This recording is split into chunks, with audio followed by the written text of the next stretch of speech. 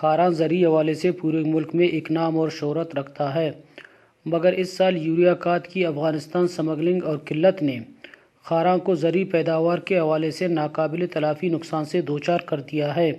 اس سلسلے میں خاران کے زمینداروں نے وش نیوز خاران سے بات چیت کرتے ہوئے کہا: خاران تہا ادا ایک مصنوعی یوریا قلت پیدا کنک بوتا، آپ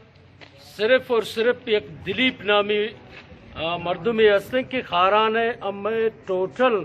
ڈیلرانے ہمیں لائسنس یافتہ ڈیلرانے مالانا آئی شدہ شیشان گپتا اور پدا کیسے مہنگے داموں گپتا بے افغانستان ہم ڈپٹی کمشنر صاحب ہے ہم شکریہ ادا کنن اور